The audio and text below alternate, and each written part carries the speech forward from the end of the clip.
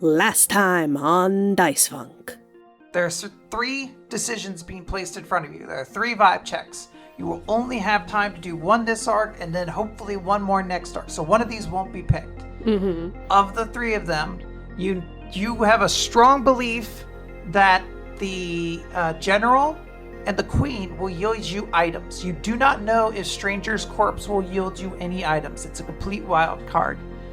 Also, not to put too fine a point on it, but we are killing time by vibe checking, essentially to maintain kayfabe in front of Commander Captain Cassidy, who is our actual meat space, real immediate problem, and getting a military crash course against this commander seems like the most relevant skill set. Like, I'm trying not to just think like, oh, it's like a big gray square, like a bank vault, because I don't I feel like it has to be something more in line with like the plant nature of like the gig and like the island itself. I don't know why my mind is going to pine cone shape, but like some weird like plant structure being built into the gig where you like go in and you pass through the glyphs and like then you get to the body part storage. Yeah, 17 is a very, very good score. With that, you are able to successfully negotiate the collective ghost entity down. They're sort of like, well, drat, but, you know, it is cool that we get to possess a body, and, you know, my commander's gonna come back at some point, so that's pretty cool. That's a promise now. You can't count back on that. I think Stranger's making a wondrous bubbling green potion. I think maybe to continue the theme of what's happening here and everything with like the revival and the cycle of life, etc., you're gonna experience what it's like to be born, live an entire life, die, be a ghost, and then come back to life. Yeah, so that's the experience. What are you calling your wonder drug? Last rites. 15 is good. However, Dan, I'm reaching into my pocket. Okay. And I'm gonna pull out that botch from earlier. However, there is a side effect to it you do not know right now. I am letting you know that now. Just all in, General Reso, let's go. I'm sure that this person, surely someone who's fought in various wars and is a veteran, they surely have a noble heart and will make bringing them back when the time eventually comes a very easy decision. Like, Lilian is actively being upfront with the party that there are agreements tied to this person's, like, eventual vibe check. I know they're paused right now, but, like, that's what's on the table. Like, if we, like, just can't bring this person back no matter what, Ghost Army is gone. Ooh, I'm putting that in the last time opening. So yeah, it'll really hit when the war crimes start. Yes. So, the body part that you all were given for General Reso is like a clawed, severed hand, like a dragon's claw almost, with copper scales on it that you were able to place upon the altar. The tree accepts this. You were able to step in and you get lifted into the air in your new established pose. Everything fades to darkness. And when you come to, the cannibals are surrounding you. Yes! The cannibals!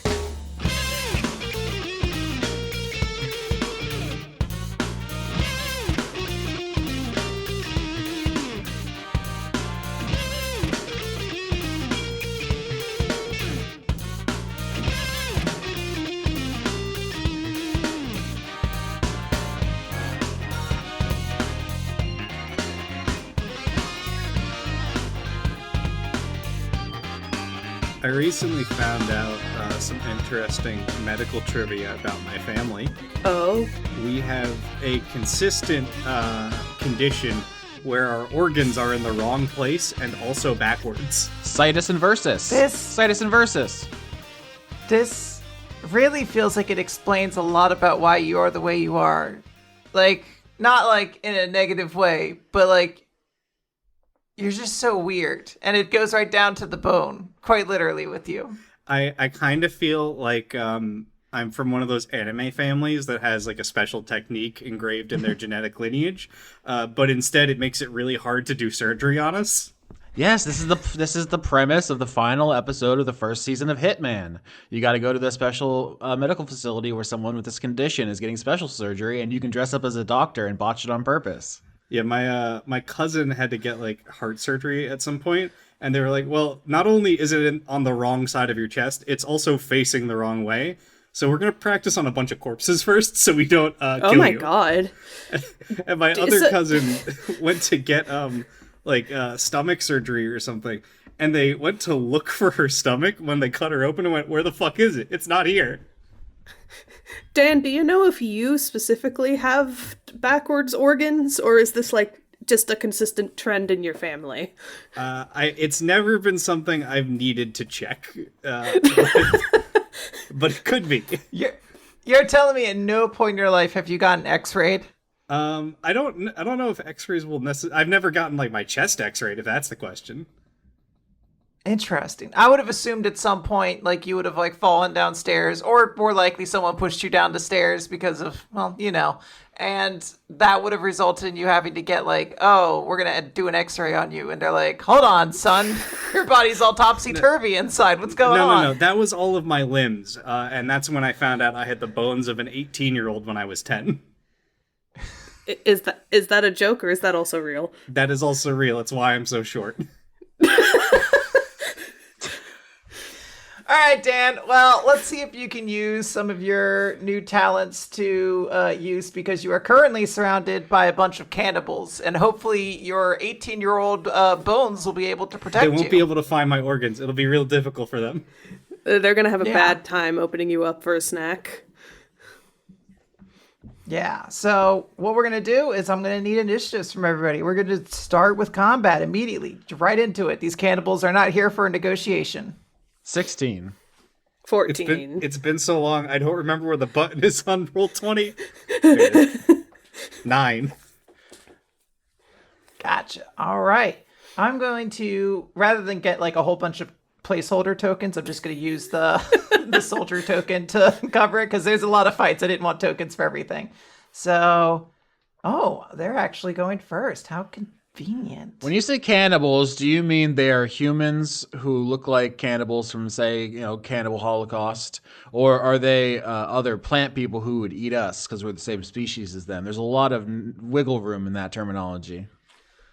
Yeah, no, so I think they are not cannibals, I guess, in the definition of if they ate you, they would be cannibals. These are flesh and blood individuals, diminutive in size, who ravenously want to tear you apart and eat you, but also will probably try to eat each other at some point. But for our purposes, they might just be looking for like a salad. Yeah. Diminutive, like goblins? I feel like you're being evasive about what they are. Are we actually being coy, or is this just a bit? Because I figured they're halflings, right? That is, yes, what I'm alluding to, but I feel like Austin's trying to suss out something else. No, it's good. It's good. I'm just making sure I got the mental picture. I got the image. I've been thinking about this all week. I was thinking about what the best battle theme for this would be if this was like a JRPG fight, because I think wet team and dry team have like different aesthetics. So, if this was a wet encounter, it would be like more banjo danger kind of situation. I don't know genre, banjo danger. It's real. That's what you call going to the south. Yeah, I mean, John Voight made a movie about this very famously. But I think of Dry Team as having like a darker, cooler aesthetic. I mean, Hylia is a fucking boss with a big cudgel. Stranger, you're a shape-shifting death monster. Killings is like an evil secretary. I've been thinking about our theme all week, and I have settled on Sepultura's bloody roots, which I think would slap right here. I'm just saying, I don't have the right to that, so I can't put it. But if you're listening at home, you could do that in like a different window and just kind of sync that up. Hell yeah. There you go. All right. There are a lot of these halflings, so attacks are going to be made against each of you. It's going to be 2 attacks. So against Miss Killings, an 11 and a 17. Both of those hit. She has 11 armor class. Let's. I can. I think I can use silvery barbs for that, right? as like a Theoretically. reaction? You can. I do not want to backseat you or anything like that, but I do note that 11 was a hit on a 5 that they rolled, so it is statistically very unlikely that you will change the result. Yeah. Okay. You still can. I just don't want you to waste a spell slot and then be like, "Aw." Yeah, no. Miss Killings is extremely glass cannon. She's just wearing a sports coat. she is, very fragile. But when it's her turn, I'm going to show you some stuff. Okay. Yeah. Okay, I'll hold off for now. Okay. Whoops. So probably. Actually, I'm just going to do this at the end. I'm just going to roll everyone's damage at once. So this is 2 more attacks. These are against Lilian. So 24 and a 25. Very sorry. Yeah, those both hit. My armor class is like 14. Hell yeah, we're going to find out if you die in the Mind Palace, you die in real life. In the first episode, you said we wouldn't, and then I pushed back, and then there was ambiguity. I've still seen people say, is it confirmed or not? Or we might find out. We have no idea. And then 2 against Stranger. 14 and a 10. Both miss. Oh, la-di-da. Damn. Wow. Stranger look at you. goated. Well, yeah, I know shorties by heart, so I know their ways. I know their sneaky little tricks. All right, Miss Killings is going to take 12 damage, and Lilian is going to take 9 damage as these little creatures bite into you. Can I get Constitution saving throws from both of you? Oh my god, they're literal ankle biters. 5. Miss Killing's not prepared for this. What the fuck? She says. This makes a lot of sense that your character has never been in one of these, and you really got thrown into the deep end. Yeah. And I got an 11 for reference. She's like, I can't wait to enter to the Mind Dojo to do brain combat, and immediately biting her skin off. Yeah, you both failed the Constitution saving throw, so you are going to take an additional Jesus.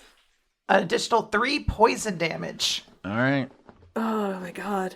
All right, it is Miss Killing's turn. You are surrounded by cannibalistic halflings. What are you gonna do? This is incredible. So this is Miss Killing's first turn in combat on screen ever. We've never seen her fight before. I am a warlock, so I have Eldritch Blast, a very famous and beloved spell, which shoots out basically a pretty powerful series of beams at people. But there are 3 different kinds of warlocks you can be. There's Sword Warlock, Book Warlock, and Friend Warlock. I am a Friend Warlock. My friend is the Pomeranian Jericho.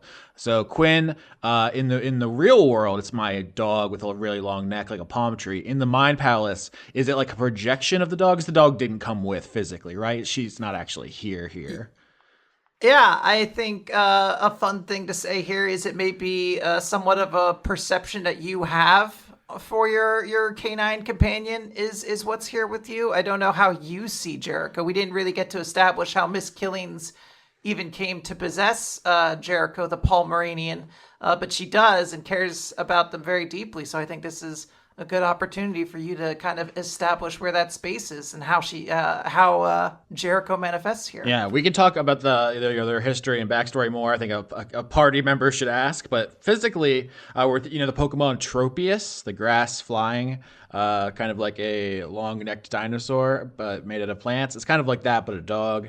And it manifests in the world here. I'm thinking of like Rapide from Tales of Vesperia or Koromaru from Persona 3. So it's a dog which holds my sword in its mouth, like it holds the handle of the paintbrush sword, and it's just going to zoom around hitting people. And that is both something. You have Okami. Yes, I'm Okamiing. Yes.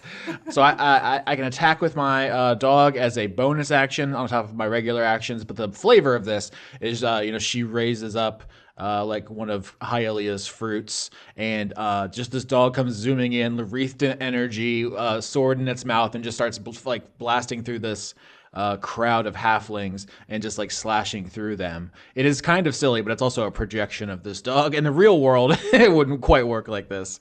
So I'm just going to start doing this. Is all my stuff is invested in basically this Eldritch Blast scenario. So 10, not a great start. 25, great start. 25 is a hit. And then this is the bonus action for the dog, 21. So I got 2 hits here of different damages. Oh, you just assumed. I mean, I told you 25 hits, a 21 is lower, so theoretically you could miss.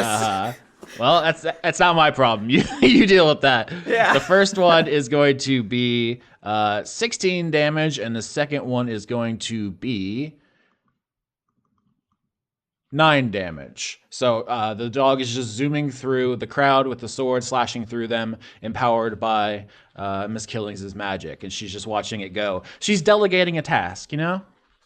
Yeah, that's excellent. You're giving out sort of things. You're coordinating and a lot of good damage. That's what 25 damage. It's very good. All right, and that's her turn. That's her whole thing. She's not a fighter. She has a pretty terrible strength stat, you know, and warlocks don't get a lot of spell slots, so that's her main method of attacking. Yeah. All right, fair Lilian.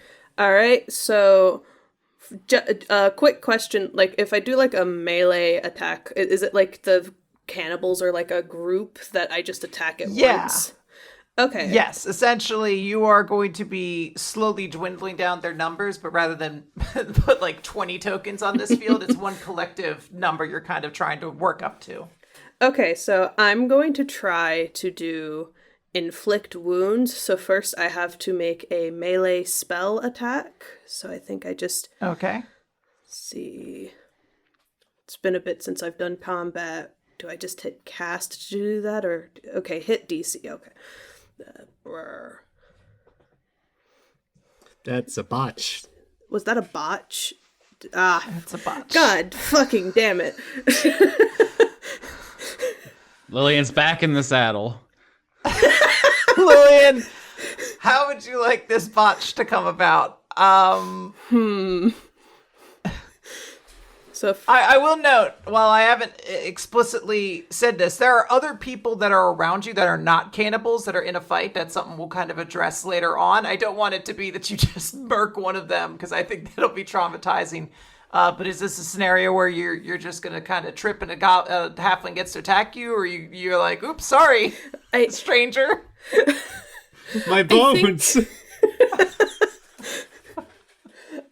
I think since this is like a melee attack, I think it like provokes a cannibal to be able to attack Lilian back instead of Fair getting to hit anyone. There you go. All right. Does a 21 hit? It sure does. All right. That's going to be 8 damage, and give me a Constitution saving throw. 12. 12 is still a failure, unfortunately. So you're going to take... Oh, there's one up here. 6 points. Jesus. 6 poison! Let's go! I'm rolling very high on all my damage dice, which, as a DM, is generally a bad thing. You're like, oh no. And then let me just double check if I can do anything as a bonus action real quick. You absolutely can. You're a bard, so you do have the ability to pass out bardic inspiration and things of that nature. Yeah, I think I can. Yeah, I'll use my bonus action to hand out my first bardic inspiration to Stranger since he's about to go up.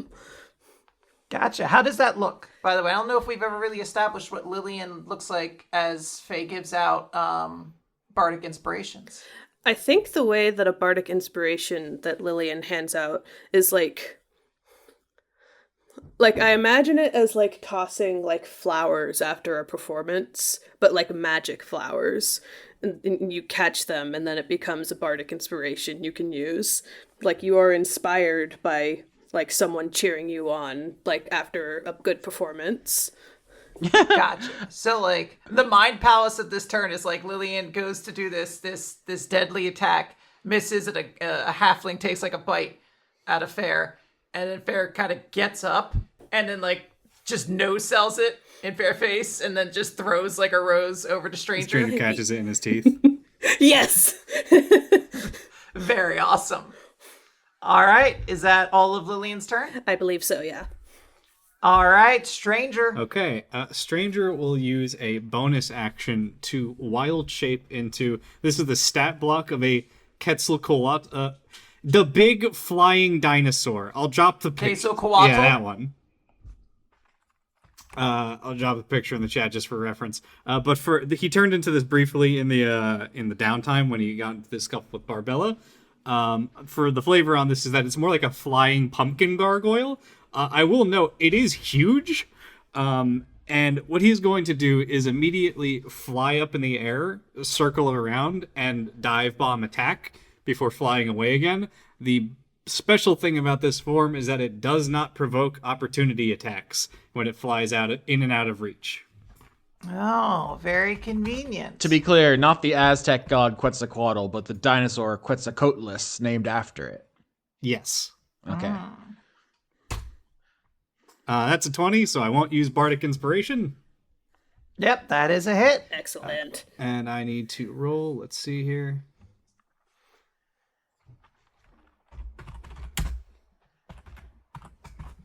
$3d6 plus 2.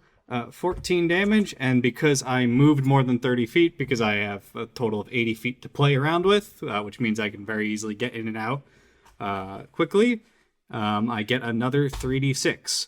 So 24 damage. 24 damage total? Yep. Very, very good. How do you imagine it? So you just scooping some of these halflings up and just chomping down on them? I think it's he's swooping down and just burying like clawed feet into the rib cage of one with each foot, and just lifts them up into the air before dropping them to the ground. But they're probably already well on the way to death by the time they smash into bloody pulp. Yeah, we've all been there.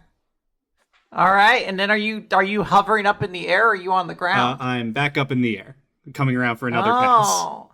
So you can't be attacked while you're in the air, huh? I got like real low AC when I'm in the air, so you know.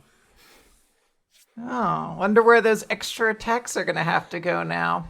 Interesting. All right, it is the cannibals' turn. We're just gonna be 2 more attacks against Miss Killings here. A 10 and a botch. Wow, I was going to say I'm definitely getting hit both times, every time. But no, not only do those both miss, but that is a botch. Yeah, make an attack. You get a return fire here. The devil's own luck. That's going to be a 27 on the snapback.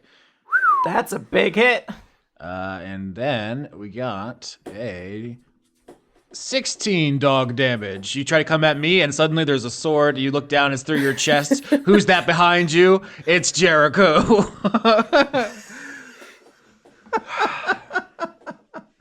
Very awesome. Yeah, you absolutely impale this, and it actually turns one of the cannibals' attentions away. So Lilian is only going to get attacked by one of them. So 9 against Lilian. Okay, that one doesn't hit. There you go. That is, and they can't get to fucking the stranger. They're gonna throw some rocks at you. So I'm just gonna throw. Does a 2 hit your AC, bud? It does not. I have a question about Jericho. Does he have that kind of like dead-eyed, happy look that most Pomeranians have while he's killing people? No, he has the beautiful visage of Missile from Ghost Trick. Yes. That's exactly what I was thinking. I was like, it looks like Missile. Ghost Trick. He's a perfect dog. The most important video game character of all time, but imagine someone stretched him real long. I'm seeing 2 very different images for this dog. This one, which scares me to my soul. No, that's not Missile. No, that's the first one that comes up, and this one, which is much cuter. Yes, that's Missile. We love Missile in this house. Made Missile long. Long Missile. Miss Killings and Lilian definitely exchange a glance here, because our fucking tank left. Our damage soak just flew away, leaving the spellcasters in the fucking scrum. And it's just like, God damn it, that fucking pumpkin asshole. What is? Yeah, Lilian definitely shares your look. It's just like, okay, we gotta lock in. It is going to be Miss Killian's turn then. All right. Eldritch Blast, 16 and 14, and then Chaboy at it with the 14. So 26, 14, 14.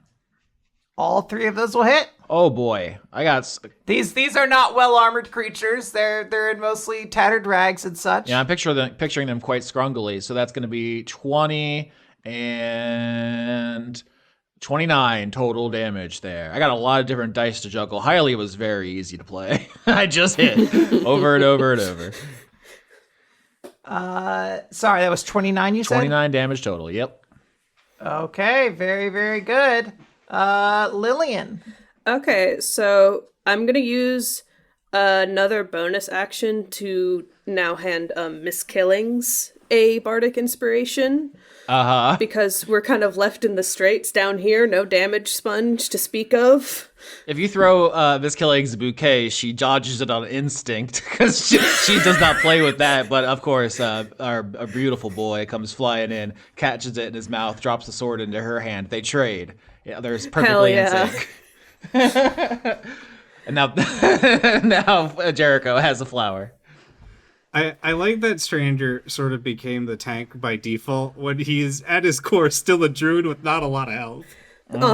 He just has a soak mechanic that is not meant to really be used that way. You turn into giant pumpkin monsters. Everyone's going to think you're the tank dog. I don't know what to say. Yeah, party composition is for non-narrative podcasts. It's a different show. Yeah. Okay, and then for my action, I'm going to cast Thunder Wave, which requires everyone in a 15-foot cube to make a Constitution saving throw. Gotcha. We're just going to do one here, and then we'll amplify the damage as a result. So a 4, I guess, does not save. It does not save against the Constitution save of 16. So roll that damage, and we're probably gonna double it, just so we kind of keep that idea going that you just exploded a whole bunch of these guys. Yeah, so that's going. I cast it 4th level, so it's 17 thunder damage, and I imagine this looks like Lilian raising Fair Rapier as a baton, but instead of actually swinging to attack, there's just a fucking sound wave thunderclap that comes out from it. I was literally thinking of your stage fighting because having sound effects, if you watch people do a sword fight in a theater, right? There's clinging and clanging coming from the sound system, so you're hitting them with the sound effects .mp3. Yeah. Yeah, this is your Foley work. Metal pipe falling .mp4. Bass boosted. It hurts everyone's ears. Nightcore Wilhelm scream. Horrifying. Very, very good damage. It looks like there are only a couple of these halflings left. Anything else for Fair? I think that's it. All right, it's going to be Stranger's turn. All right, he's coming around for another pass. 19, so that's still another hit. So that'll be 13. -2. So that'll be 20 more damage. 20 more damage. Ah, Dan, you're so close. You're so close, Dan. This is if you've ever played Total War Warhammer, where you have a flying unit that just comes down the side of a squad and starts sweeping through them. But bows through the other side and then just goes back to flying. Gotcha. Very, very cool. You're ripping these things apart. It looks like one last one that is going to try to make a desperate attack at, I think, Miss Killings. Yeah, she's very smug now. She's does the bring it motion with the paint sword. Yeah, does an 8 hit? Does not. All right, well, it's going to be up to you then, Miss Killings. How does this end? I was really worried about this fight at the beginning, but now she's very smug. 21, 18, and 16. I assume all of those hit. So we have a lot of damage. This is 29 plus 6. So you needed 2. Okay. By the way. So I don't need you to do a whole bunch of math here. All right, 35 damage. Yeah, this is she's facing down the last halfling, doing shadow sword fighting. She's not trained with the sword. She doesn't know how to do it, but she's with it in front of her like a stage actor, leaving a trail of paint as if she's about to sword fight this halfling, and then suddenly Jericho's face bursts through the halfling's chest as if she just like a missile just goes right through him like a bullet. It explodes him. Comes out the other side with a bouquet of roses. Well, now hold on. Is now the rest of the body kind of stuck around his long, thin neck? Yeah, he's got a halfling necklace. I just imagine oh my God. any and all fights that Jericho just has the beautiful, no thoughts behind their eyes smile that the missile artwork has, no matter how much violence there is. Absolutely, especially in the Mind Palace. In the real world, probably a nicer dog.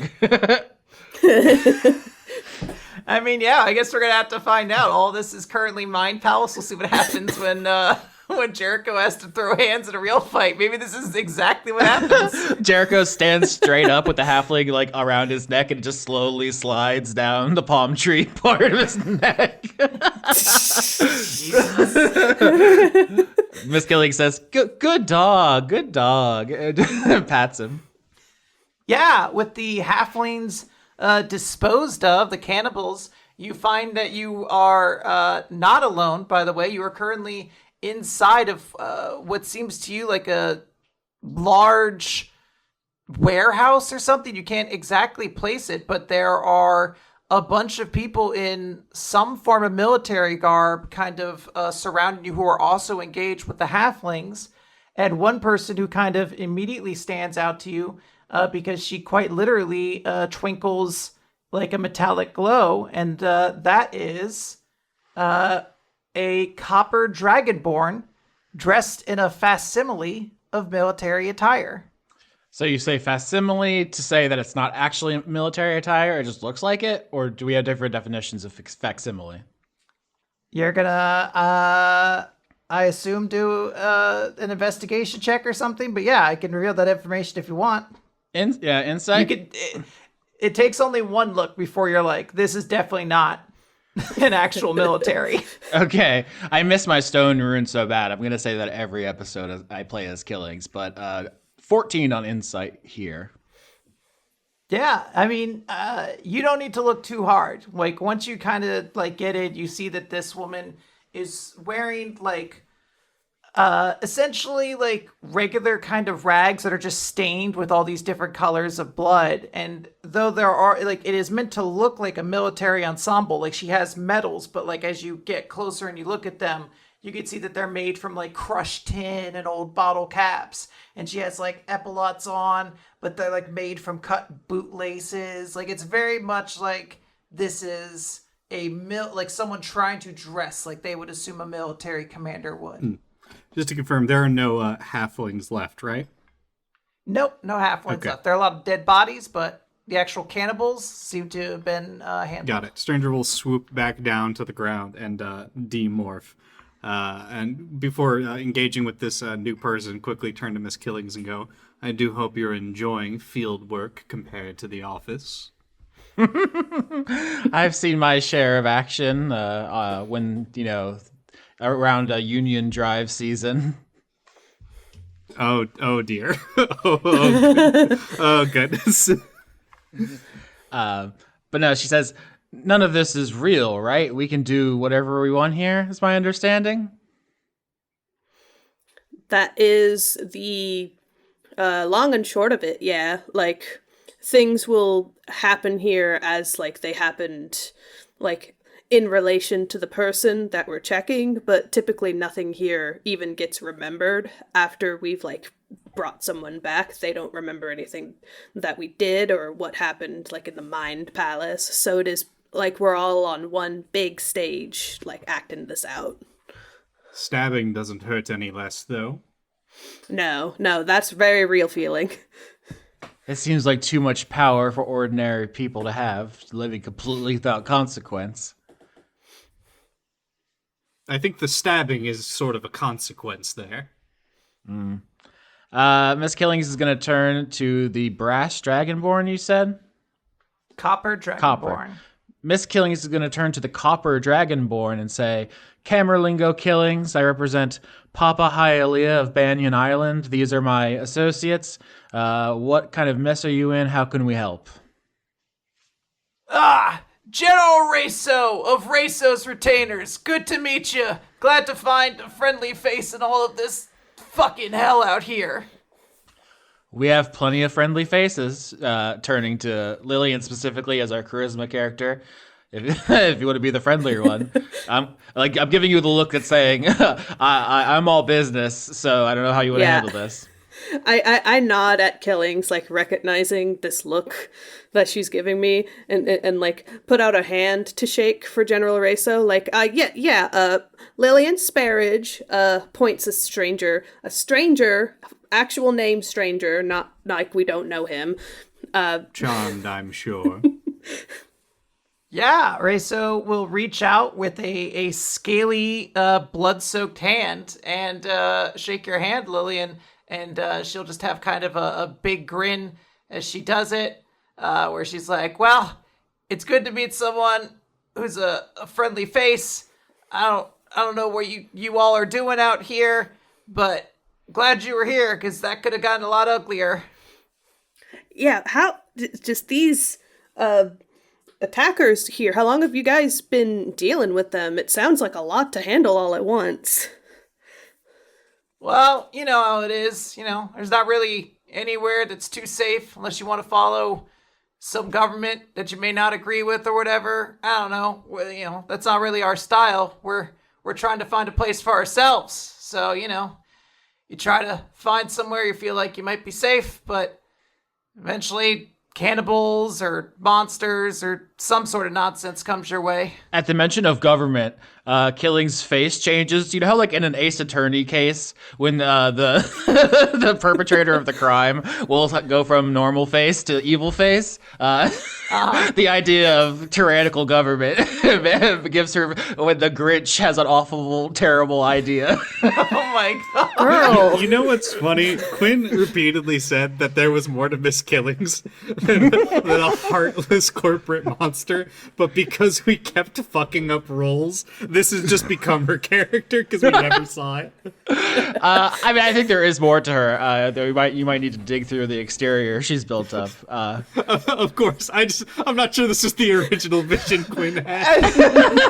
It's a great vision. I think it's very funny. But yeah, I do like the idea. It's like, we just gotta dig through some anti-union comments. In fact, a lot of anti-union comments. Oh and god, there's a lot of them You will find here. a likable part of her. This is revenge for what you did to Ambassador Respect, who could only speak in one-word sentences until you got a hold of him. I didn't know that rule. Are we rolling hit dice for healing here, or do we need to wait longer? You absolutely. This is currently a rest point, so Okay. this is an opportunity for you to do conversation, roll hit dice, whatever you need to do. So you said that we're in what seems to be a warehouse, but we got attacked by what sounds like to be primitive cannibals? Yeah. Dan, can you give me a history check? No. Killings is using her sword to paint bandages and then put them on her wounds. Is how she's doing her hit dice. Let me just finish this up real quick. Okay, we got a 19 from Stranger and a 23 from Lilian, and then Miss Killings is just not interested. She's painting shit on her body. Yep, she's painting big SpongeBob bandages to put on her bite wounds, and she's making sure that Jericho is properly groomed. Of course. Perfect. Of course. Well, 23 and a 19 are huge successes. You guys start kind of looking around, and as you're examining things, you start piecing together little bits of information. Perhaps this is maybe something that even Hyalea had told you about. This appears to be the old world.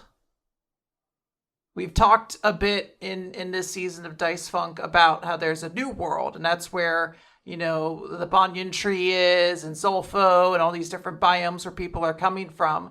But there's an old world that still exists, and people live there. But it is, not as necessarily this was a place that had an apocalypse. So there's more struggle that exists. It seems like this, structure was at one point some kind of place where you could maybe purchase goods, and the shelves are all gone now. It is mostly a place that it looks like this group of characters are trying to kind of bunker down in, and they ran into some trouble. But if you look outside, you can see sort of like a sort of semi-desolate, not completely. I don't want to paint that this is a complete hellscape, but you could look outside and see that this is definitely a world with a very different tone to the one I think all of you grew up in. Just to clarify, if I remember correctly, we found out that the general was living in the war biome for a time, right? Yes, that they spend a period of time in the war biome. Okay. Yes. Then I think Stranger's coming to the conclusion that this is probably pretty early in, or at least in their period, in their life at this point. just because if they're still in the old world, they have to come to the new world, get to the war biome, exist there, and then die. Yeah, so you can see that General Reso is gonna kind of be trying to take stock of things. You know, she's dressing her own wound. She's kind of muttering to herself, and she says, maybe this is time for us to just get out of here. Like, I don't know what this new world I keep hearing about is everything. I don't know what it's all about, but God, anything has to be better than this, right? Like, gotta be able to find a place for ourselves up there. Oh, they have a wide variety of canines. I recommend it. Yeah? Is there like a dog biome we should be going to? Is there a dog biome? Well, you have to ask yourself, has there ever been a god of dogs? Yeah, there's gotta be. Then yes, there is a dog biome out there probably. Oh, I gotta go to the dog biome. Yeah, at first, Killings is gonna tell Reso where it is, and then she gets jealous, and she's like, "No, the dog biome must be mine alone. I cannot share its splendor and its bounty." All of its water resources are just big open toilets for dogs to drink out of. Oh, they would never. Lilian's going to say to Reso something like, yeah, like in the new world, I have, pauses for a second, I have family who's living there right now, and it's pretty swell from what I know. It's not dangerous up there? Like, we could find some place to live? It's not dangerous yet. Soon, strong people will go up there and start claiming things and restarting the cycle that led to this blasted hellscape. But for now, it's pretty nice. Well, like, excluding that, I would even say, like, some places are more safe than others. The one where my family has been settling has a couple of, like, beasties that you gotta be wary of. What kind of beasts? What have you seen up there? What should we be preparing for? Do we need military, do we need, oh God, what do you call them? Like trebuchets and catapults? Do we need siege weaponry? I don't think you need siege weaponry for weirdly tall cat things. But you gotta be on the lookout for weird monsters, not siege weaponry. I'd say maybe like a game hunting gear, at the very least. I just realized there's going to be a weird echo of this in like 3 episodes when Reaper talks about trebuchets. Turbuckets? Or turbuckets, as Reaper calls them. Yeah, so General Reso's kind of like gonna take a claw up to her chin and just kind of stroke it for a bit and be like, all right, I think that's what we gotta do, maggots. We're going up to the new world. Your general is finding us a home, damn it! And she looks like she's about to kind of motion for her entire army to, like, move out. This army, by the way, is, maybe less than 24 people. Probably, like, maybe even, like, a dozen at this point. And you see her pause and look into, like, sort of the field of bodies that are around you, these halfling bodies. And you notice that 2 of the bodies are not halflings. They are members of her group wearing her attire that have also been slain by the halflings in the meantime. And as she stares upon this, I need everyone to make me a charisma saving throw. Uh-oh. Uh-oh. Oh, never mind. This is my shit. Yeah, I was gonna say, you should be doing great. Charisma 15. saving throw. 19. 11. All right, 15 and 19 pass. Lilian, that is unfortunately a fail. You feel sort of this immense weight suddenly hit your entire body, like this fatigue you didn't know you had. And I need you to take 1 level of exhaustion. Oh, goodness, I am so eepy and tired. Yeah. Let's see, exhaustion. 1 level of exhaustion. I am so fucking exhausted. You could, like, I just imagine you can see Lilian, like, kind of not fall over, but just kind of, like, hold fair head for a second, like it looks like they just got vertigo or something. Yeah. It's got to be a little unnerving as it seems to like come out of nowhere. But yeah, you see Reso kind of, get stony and silent before eventually kind of with less enthusiasm being like, all right, maggots, let's get out of here. Stranger will ask her if he gets a chance before she does, just calmly stand next to her and say, what were their names? Motherfucker, what, what do you want me to just start throwing more fucking names at the audience? He's trying to be nice here. Cinnabon and Burger King. Alright, trying to have a human moment with Reso. Fuck you, That's very much on me. That's very much on me. I'm sorry. I'm so nervous about throwing names at the audience. I'm like, no. Yeah, she's gonna say that is Curtis and Trish, who just passed. Did you know them a long time? Of course. A lot of us grew up together. We're all kind of outcasts in this military unit. A shame, but you will see them again one day. How? What are you talking about? There's nothing that happens when you die. It's fucking black. Everything is a cycle. You die, you come back, maybe not the same. Different names, different faces. But it all repeats again. I hope that works for you, but I'm not looking forward to seeing Curtis and Trish again and some fucking flowers or some shit. I was supposed to find them a home, and I'm gonna find the rest of them a home in their honor. We all have our different ways of moving on. If that works for you, so be it. Yeah, I think General Reso is going to be a little taken aback by her words, but she is going to start leading the troops out unless anybody has anything else they want to say here. Yeah, Killings will say, we are actually on a quest for a sacred item of some sort to defend our home. You wouldn't happen to have any knowledge about that? Anything in the area? Maybe anything your group is carrying? Maybe you could exchange directions to the New World for your enchanted legendary blade?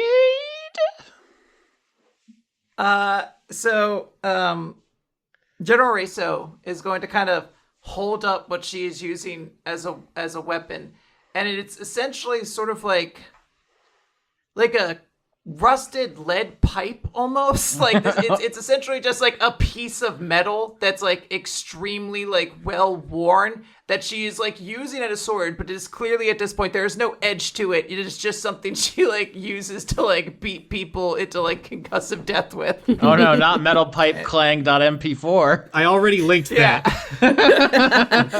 It returns like a boomerang.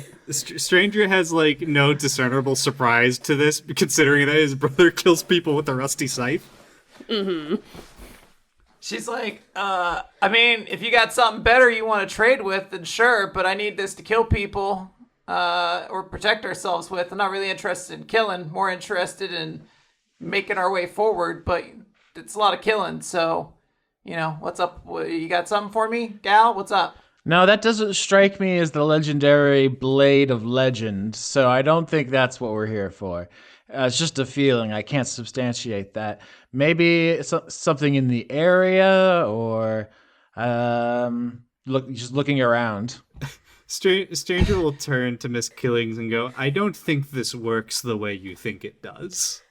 I think Lilian will also put a hand up and just be I think we should let Reso and her team move on. I'm sure we'll find the legendary sword of legend on our trip. Well, our trip's going to be with her, isn't it? It depends on how the way things go here kind of manifest as we go forward. We could go with her, maybe something will fall out from under us, maybe we get put in some other part of the world without looking and realizing it's there, try to think of it as like a dream. Like things could just kind of manifest based off of vibes alone. Like there's a reason it's called a vibe check. It's not solid. Yeah, well, if you know where this legendary Sword of Legend is, I'd be happy to pick it up and use it instead of this crap, but if not, I want to get going, because, losing daylight. Time to travel up a fucking mountain, I guess. Yeah, you guys get going. Any place I think is better than Cannibal Junction. They really shouldn't have named it that. Nominative determinism really fucked them in the end. I saw that sign, but I thought it had to have been an old sign. No, fresh paint. New ass sign. Yeah. When I should have noticed when there were bite marks out of it, it was probably an accurate description of what this place was. Those cannibals were going nuts if they were trying to bite at the wood. It was in cursive, though, so at least they have good penmanship. Mm-hmm. And that's next to godliness. Well, those are all dead. Yeah, it's sort of a morbid, nihilistic, agnostic joke I like to make sometimes. It's funny. Thank you. All right, move out! And Reso and her troops are going to start sort of marching off out of this store that you guys were inside of. And as she opens the doors, the world is going to kind of fade to a white. And as it pulls back into it, you find yourselves traveling a forest trail. And Lilian's like, yeah, this is what I was talking about. I didn't think that we were anywhere near a forest, but I guess we are. I guess the tree figured this is where we gotta go next. You can't predict these things. Well, we have a moment before, a colossal bugbear comes to eat us. Let me ask you this, Miss Killings, as you are taking up Hyalia's duties. What is your criteria to bring someone back? That the banyan tree doesn't really give guidance on how we're supposed to interpret these things. There's not a sacred text or anything carved into tablets. So I'm just going to see how it feels before I decide on anything. I'm trying not to go in with preconceived notions. I see. I believe you espoused to believe that Hylia said it's like providing medical care. Is that similar to your own beliefs? Oh, you want to know my beliefs, and not how I'm going to act as Hyalia's representative? Yes, because as much as you say that you are acting as her representative, you are still making the choice. I'm not so foolish to believe that you are perfectly unbiased. I have plenty of my own thoughts, but I've learned long ago that they're of little interest to anyone else. That's not how we do things in the progress biome. Have you lived in the progress biome your whole life? Is this something that you've learned since you were little? Yes, I grew up on the living streets of the living city, which eats the idle whole. Those who don't have industriousness and vision don't last long, so even from a young age, I had to learn how to survive. And I had opinions like everyone else did, but in order to become an indispensable executive assistant to President Slater, I quickly understood that it does not matter what I think, only what the president thinks. It's strange. You would have done well in my home. You're a survivor, a scavenger, and I mean that only as a compliment. I take it as a compliment. I'm very practical. I know how to survive where other people would die. I learned a lot of skills in the living city. To answer your question about my opinions on all of the resurrection and my thoughts on whether this is healthcare or not.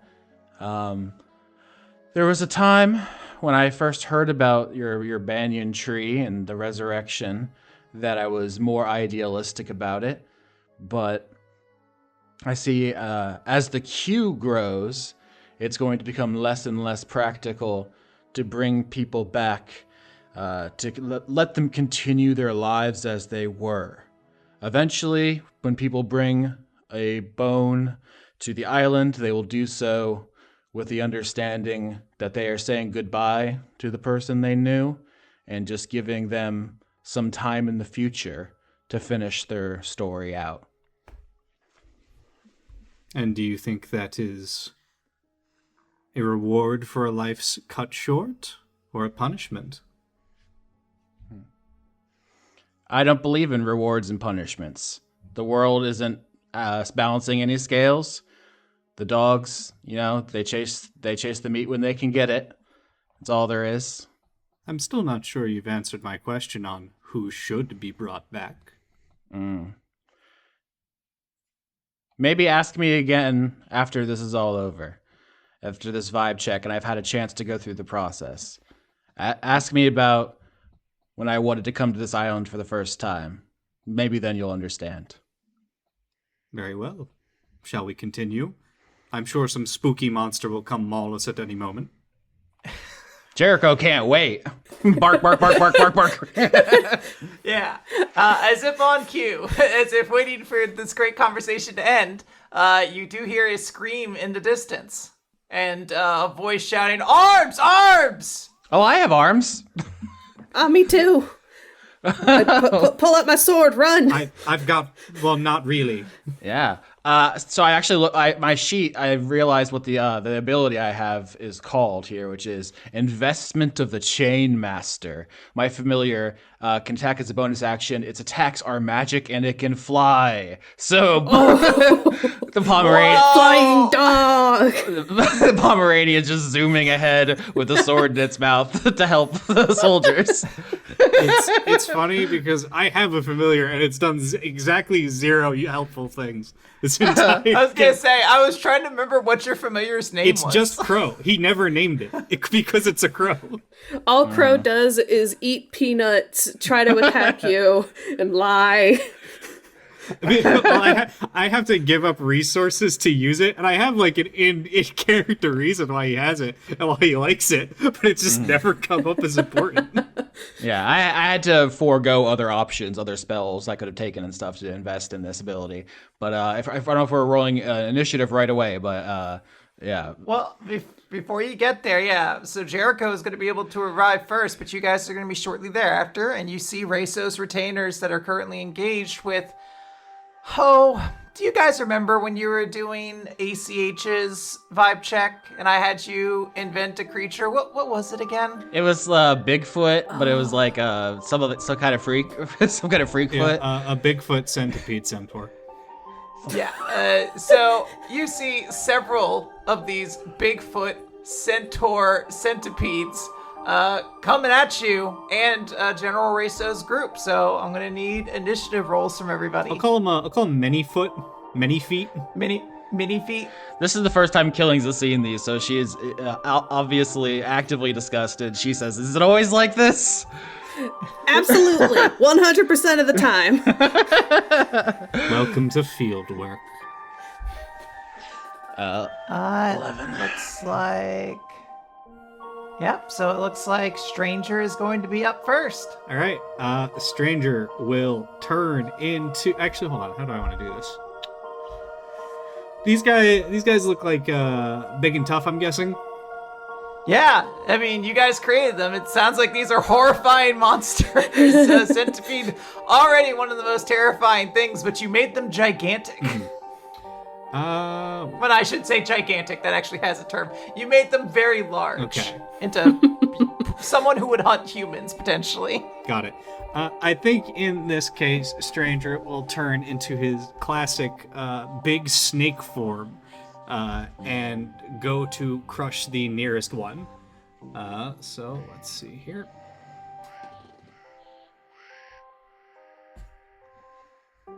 Uh, 13.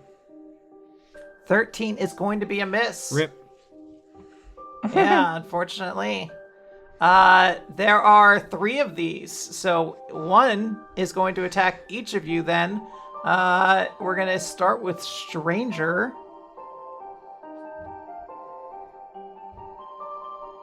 It's going to be a 24. Shock of all shocks, it hits the unarmored snake. Yeah, you're going to need to make me a dexterity saving throw. Oh no. Hold on, let me see something. 17 is a success, so you are going to take 10 damage, but you are going to escape that this Smallfoot is an ironic name. Do you think that the first person who saw this was like, it's going to be really funny if I call this Smallfoot and not fucking Hell Monster? Well, it's got many small feet is the thing about it. So Now, like, are these human feet? of course. Okay. Oh, I hate Because it. it's a Bigfoot still. Sure. You managed to avoid it trying to constrict you in the part of it that's a centipede, not the centaur part. The fucked up part? We're both trying to constrict each other. Yeah, there's some fucking not battle currently going on between the two of you. We're gonna see what happens, but the other two characters are also going to get attacked. So against Miss Killings, it's going to be a crit. What the fuck did you just put in the chat, Dan? That's an ogre-pede from the Tomb of Beasts. Oh, it's I bad. don't like it. It's really unpleasant for me. Yeah, well, that's what you guys are currently fighting, basically, I guess. This is what happens when you let Dan design monsters. This is a season 13 preview. And that is going to give me a... sorry. So, crit, 27 against Miss Killings. Are you asking me if that hits? It obviously hits. Yeah. I mean, it has to. Lilian, you do have silvery barbs. Yeah, this is an opportunity to use silvery barbs. Yeah, let's do silvery barbs. Thank you for reminding me about that, because I was going to forget because I am silly. Let's see, Silvery Barbellas. Let's see, cast that. Triggering creature must re-roll their d20 and use the lower roll. All right, I re-rolled. I got a 21, so not a crit, but I do believe that still hits. Does still hit. All right. Oop, nope, ignore that. You take 7 damage, and I'll need a dexterity saving throw from you. A dexterity saving throw. Mm-hmm. This is the crit. I crit. Yeah, Awesome. You absolutely crit. This thing, you were horrified at it, but you refused to let it touch you. Let it fucking wrap around you. You're like, absolutely not. I actually have a in-character excuse, which is as a tiefling, Killings has an ability called Infernal Legacy. She can cast Hellish Rebuke as a racial trait, so dexterity saving throw. As this thing tries to touch her and her body just explodes in purple fire, just as a reflex, like a squid inking itself. That is going to be, 14? I don't think that's a success, That's right? not a success. No, 12 damage as you are burned. She didn't even do it consciously. It just got too close to her and she got the ick. Yeah. That's very fair. This is the kind of thing you get the ick from. Yeah. And then we are going to have one attack Lilian. It's going to be a 24. Okay, that hits. All right. You're going to take 9 damage and then give me a dexterity saving throw. All right, 9 damage. And then I'm going to use the other half of silvery barbs to get advantage on that saving throw. So you said dexterity? 24 is great. You avoid being grabbed by it as well. All of you a little too cagey for the small foot. All right, Miss Killings, it's your turn. Yeah, Eldritch Blast, you know what it is. 20, 19, and 9. The 9 will miss, but the other 2 are definitely hits. All right. That is only 13 damage. Not the best, but Jericho the Pomeranian zooming around, slashing at the small feet as Killings directs it with her magic powers. Yeah, absolutely. Lilian, it's going to be Fair's turn. All right, I think I'm going to try to hit with inflict wounds again and see if I can hit one of these small feats, plural. Yeah, Lilian, what does this look like? I think this is the first time. Maybe you used this once back in the warehouse, and I forgot. But I tried to use it in the warehouse, but it missed. What does it look like when Lilian does inflict wounds? I imagine, since I'm doing a melee attack, like this is like Lilian's finally getting to use fair fucking sword in the way that was intended, and it kind of has like a plant growth over it, like magic plant growth, but like it looks sickly, like crusty vines and thorns and shit. And that would be the necrotic and like magic like covering it. Very cool. Yeah, that's awesome. Yeah, you do a ton of damage. It's not dead, but you definitely put a lot of hurt on it. And we're going to go back to the top of the order. It's Stranger. And I should note, while this is all happening, you see like Reso's retainers are like fighting against several of these things on their own. Just so you don't think they're like just like watching you guys do this. This is like a whole bunch of these things attacking. All right.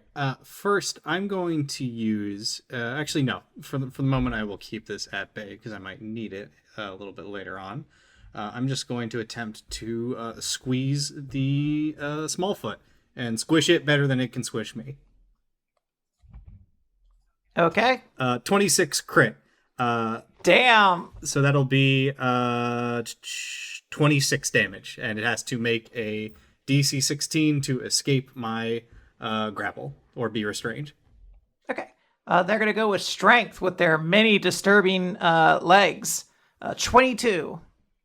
Yep, it escapes my grapple. Yeah, we're gonna keep this gravy train rolling because that same Smallfoot's gonna attack you. 18. Yep, that'll hit. It's gonna be 10 damage, and you need to make me a saving or a dexterity saving throw. Okay. Oh, -1 to that, so that would be 11. Uh-oh. All right, you are now grappled by this creature, and I'm just gonna give you a heads up. You really do not want to be grappled by one when their turn comes up again. That's fine. I have a teleport that I can just use. Okay. Gotcha. That's why I was about to use it and went, he's just going to grab me, so I'll escape this in a moment. And then the other two are also going to attack. One at Miss Killings. It's going to be a 19. 19 hits. I thought there was another one coming. 19 hits. Nope, they attack just once. 8 damage and dexterity saving throw. Oh no. What's this? 9. 9, you are grappled. And then one is going to attack Lilian for 25. Is that hit? That hits.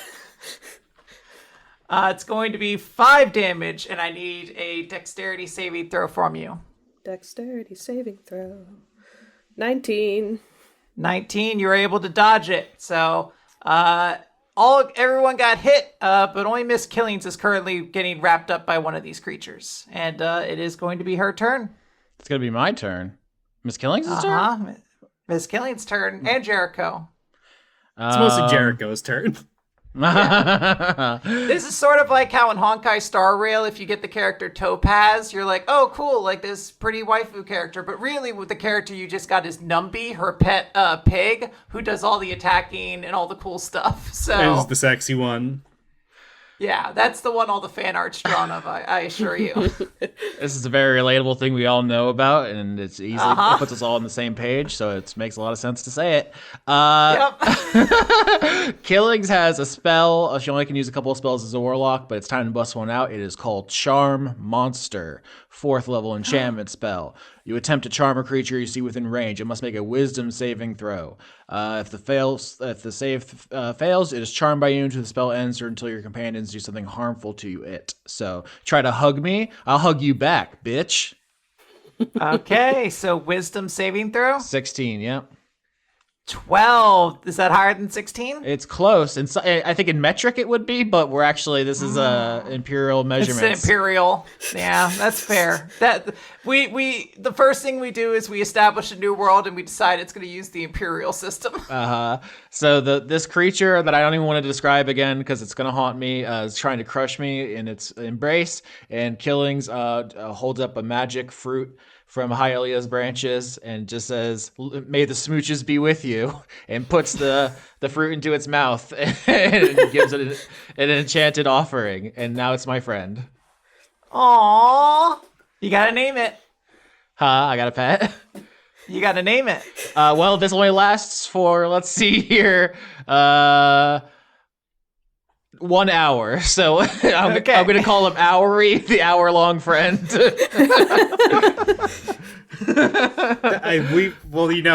You can get a lot of hour-long friends in these days.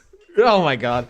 When the spell ends, the creature knows it was charmed by you. So no, it's not gonna be. I guess we'll be long gone. So fuck it.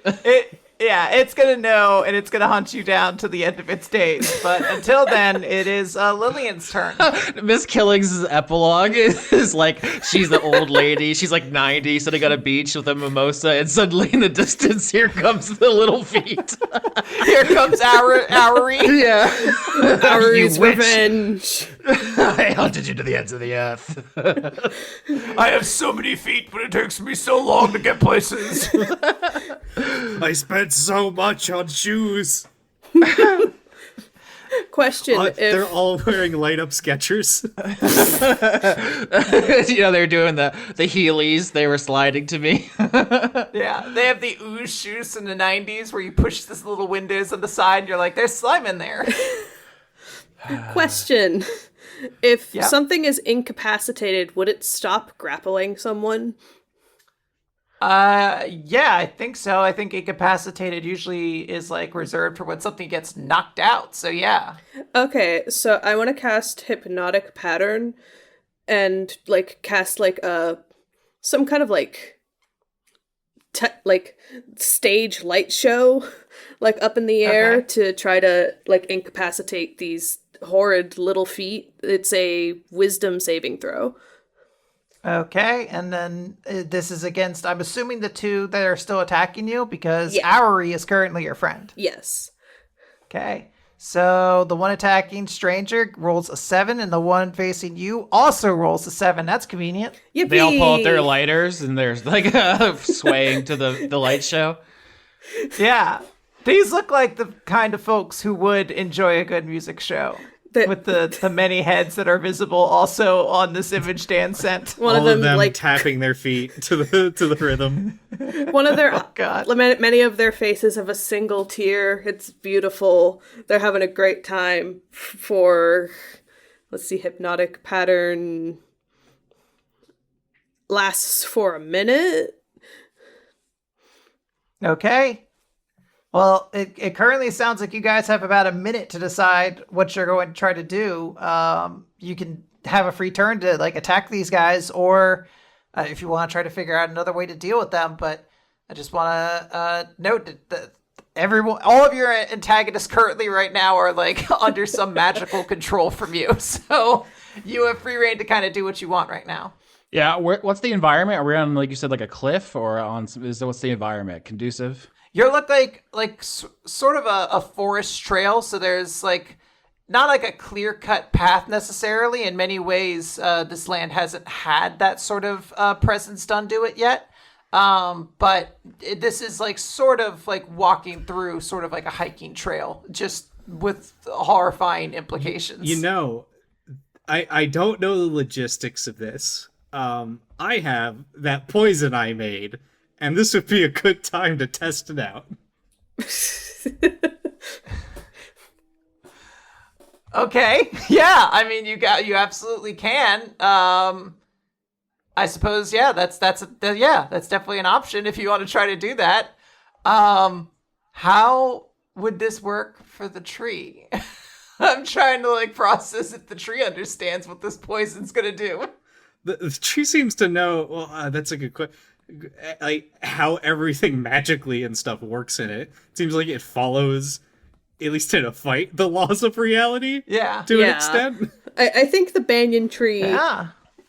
understands reality in a way that it can present it to us and bend it as it sees fit. Whoa. Okay. Yeah. So we're using our kind of a tree god to test drugs and poisons on people who we don't have to suffer any consequences because they're not real. This is an interesting. I'm really glad President Slater didn't take over. I think Killings will even think of this because they're like, oh, he would have immediately turned this into some kind of extremely unethical fucking pharma lab. So are you going to test the poison on 1 minute or 60 seconds? These are the names I've given the other little feet. I'll test it on the one that he was actively killing. Okay.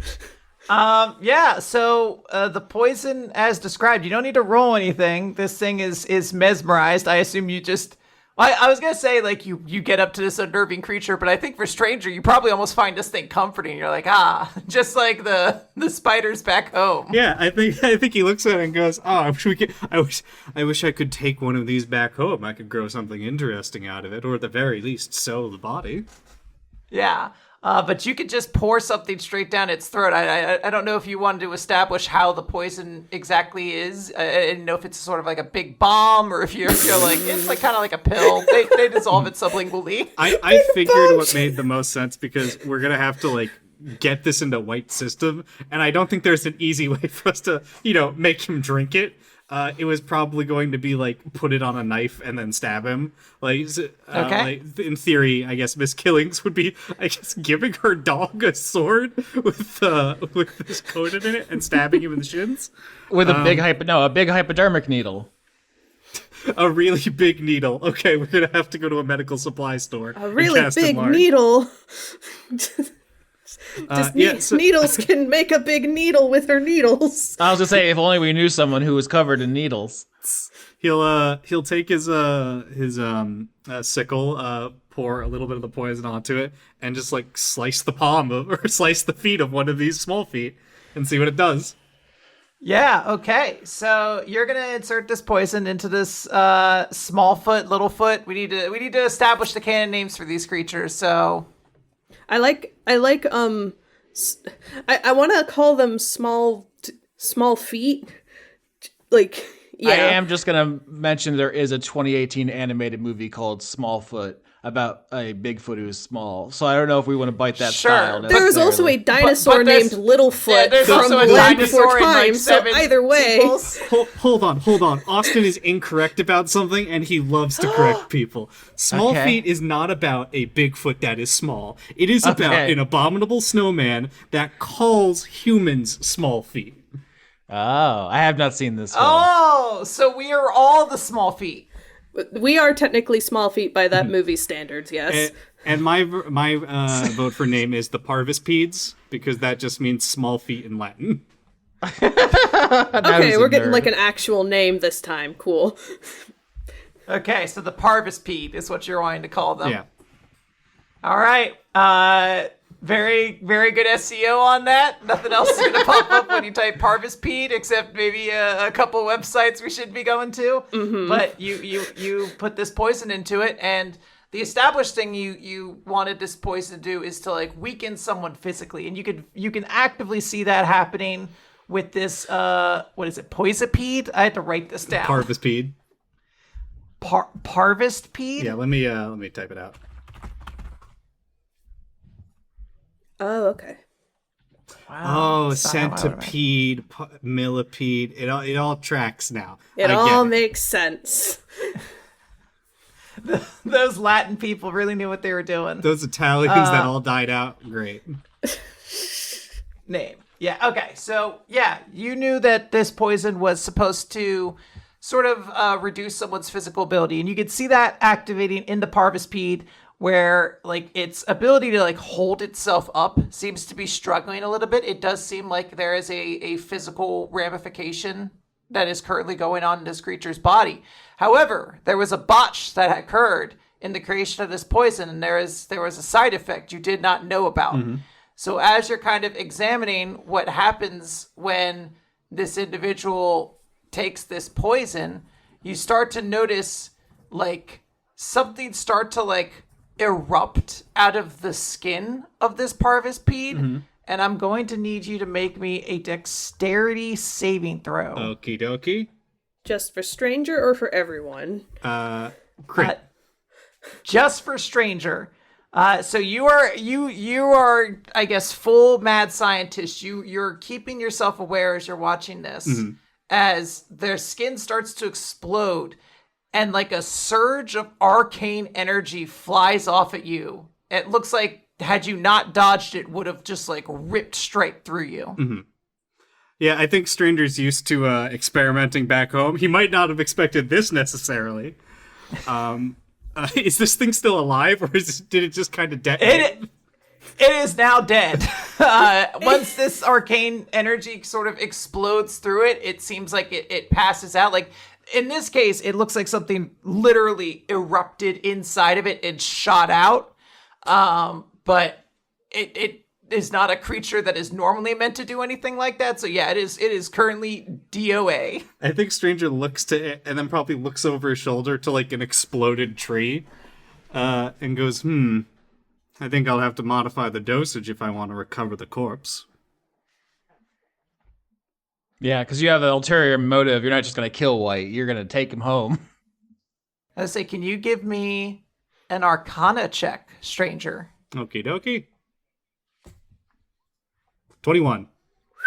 Yeah, so I want to kind of help you understand what you just saw a little bit, which it seems as though this side effect has something to do with sort of manifesting an arcane energy in somebody. For a creature like this that normally doesn't have sort of like magic spells at its disposal, it's it kind of gathers what it can naturally around itself and sort of forces it out. But for a being like White, who is inherently magical as a storm giant, it might empower some of their magical abilities. So I want you to know that is sort of the downside of this poison, is while it will weaken White physically, it will empower him magically.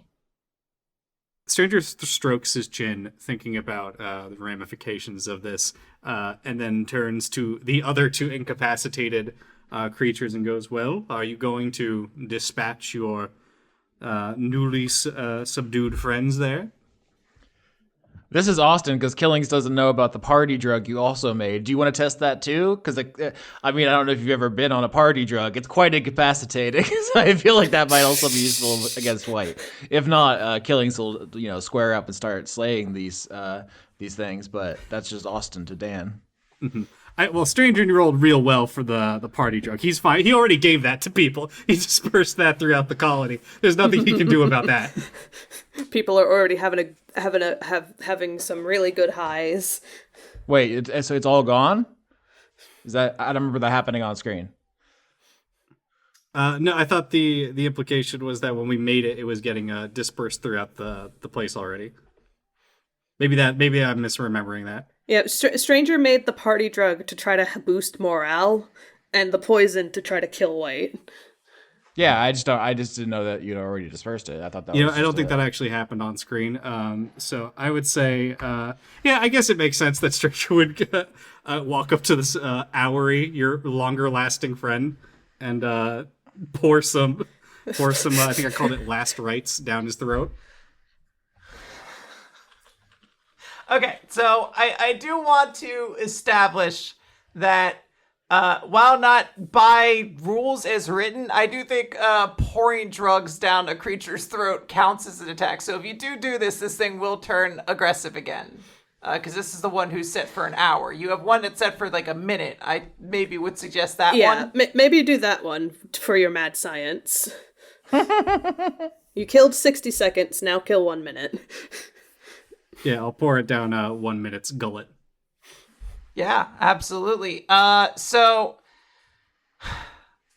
how to roleplay an animal that has suddenly just been like hyperdosed by a drug? You know those like the wasps that can get drunk from like fermented apples that have fallen on the ground? Like that, but more. Yeah, I don't know if you have to go into excruciating detail. Is this debilitating in a way that is useful to use on someone in a fight, or does it take an hour to kick in? Like some drugs are just not going to be helpful in that way. Yeah, I think Dan rolled really well on this, so I guess if you want this to have a practical application, it'll probably be difficult to make a dosage of this that'll work on White. It would just take like a concerted effort that you might have to figure out how to like obtain like that quantity of it. But it's something you could theoretically do if that is what you were trying to do. Got it. But I don't think it's just going to make him like punch drunk immediately. Mm-hmm. Fair enough. As this creature is swaying, experiencing its life and death in one moment. Yeah, are you... So, I mean, this is, I guess, the important question. Rather than establishing what this drug necessarily does right now. I guess the more pertinent question right now is, what do you do with 60 seconds-y or whatever I think the name was? 1 minute-y, 60 seconds-y, I think were the two names? Yeah. So, what do you do with 60 seconds-y? Are you just letting it do whatever it wants, or you're like, fucking go off and have a good time? Or are you like, we should probably mercy kill it while it's like not sure what it's doing? Because I think for all intents and purposes, you have won this aspect of the fight. Yeah, hourly is going to be on your side for another hour. So you've dealt with this creature, but how are you going to finally deal with it?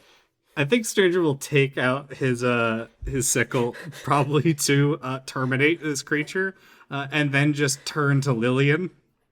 I think Lillian's... Let me think. I think Lillian's like, well, I mean, if we don't have to kill it...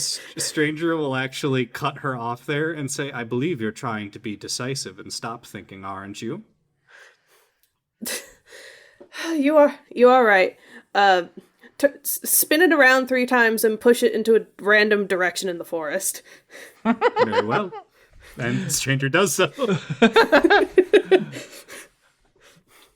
Yeah, absolutely. You can do that, and this creature is going to sort of stumble off. I don't want to say wander. I don't know if it has any idea where it's really at right now, but it's going to go off into a different direction for you, certainly. It's in search of electronic dance music. It's just following its nose to see if it can get to a rave somewhere. Lilian is going to exhale a little tiredly, just be like, "You thank you, stranger. I am trying to be more decisive. I gotta stop second guessing myself. Just we took care of these guys. We should probably go check on Reso now." Yeah, if we're walking over there to finish helping them fight, if there's more to fight, Killings will just say, "It's interesting from Hyalia's notes. The reason she kept you out of the dark, Lilian, is because it didn't seem that you were a killer and you could, make these kind of choices. So it's interesting to see you've evolved so quickly already. And Stranger, she left you in the dark because she wasn't sure of your dark agendas, and it seems like you're pretty on board for everything. So how time flies." I would say I'm trying to adapt quickly because my and everyone else I care about lives are very much at stake right now. There is a saying back home. When the sun rises, we all hide in the dark. There's a saying where I'm from, profit equals revenue minus costs. Jesus. That doesn't really apply to this, I guess, but sure. Or does it? Think about it, stranger. There is no profit and only costs here.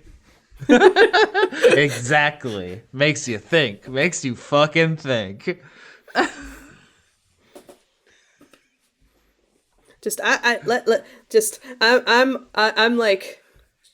Well, I don't really have a saying where I'm from aside from break a leg, and I think that we should we broke several over there. But metaphorically, let's all break a leg and go figure out if Reso needs our help with anything. All right, bye, Owery. Have a good time. I'll love you forever. And by that, I mean another 25 minutes. In this world, you take whatever love you can get, even if it's 25 minutes from a terrible foot monster, you know? But think about the people who will love this thing. Think about the foot jobs that are possible. I am going to just very loudly call out, like, Reso's regiment, retainers, you need help? So you can see that, like, the fight is dwindling to an end over there. Like, Reso has her foot on the throat of a creature, and she just, like, you know how, like, in movies they'll, like, show, like, somebody stabbing someone in the head to, like, indicate that they're dead? She's trying to do that, but there's no point to her weapon. So she's just bludgeoning it over and over again until it stops moving. And you can see that this fight has not gone super well for her. There's actually like a gigantic bite sort of taken out of her neck. Like the scales have just been like ripped straight from her body at that point. But she has survived, and she sort of looks back to you and she's like, "Oh, you folk made it up here too, huh? Yeah, the New World sucks. Why is it full of things like this?" Just, I know that the New World was made by a bunch of gods, and they all had their own ideas of how to make these kinds of places, and I think some of them were a bit more sadistic than others. Well, I don't know what kind of god would make that. That seems like a kind of fucked up god, so, you know. Yeah. A lot of gods seemed like they were kind of fucked up. There's a lot of plays about, like, the hubris of how a god, like, decided to do something and then the mortals all suffered for it. Very tragic. Yeah, that kind of sounds right, you know? That someone made us in a world that just kind of sucks. So, yeah, I don't think I'm gonna hang out up here too long. Gotta try to find a different biome that doesn't have things like these in it. The god of feet, Tozor, not a particularly popular god. Some say that he didn't even want to get into the business, but he heard he could have a lot of souls. So he went in enthusiastically. On only parishioners. A tree falls on Miss Killings. She deserves that. She takes that with pride. I'm going to roll medicine to see about her neck, our friend's neck, which got chompified. 15. I do think it's interesting that Miss Killings wants to roll medicine, or a stranger who is an actual medic simply doesn't care because he knows that this woman is already dead. Sure. Yeah.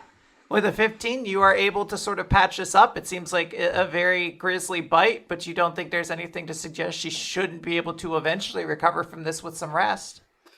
Yeah, it's interesting that, because Killings at the very beginning of this says, there's no rules, we can do whatever we want, this is the Outback Steakhouse of situations, but she does think that she needs to get this person through all of the vignettes to get the item, so she's like playing along in that sense. Yeah.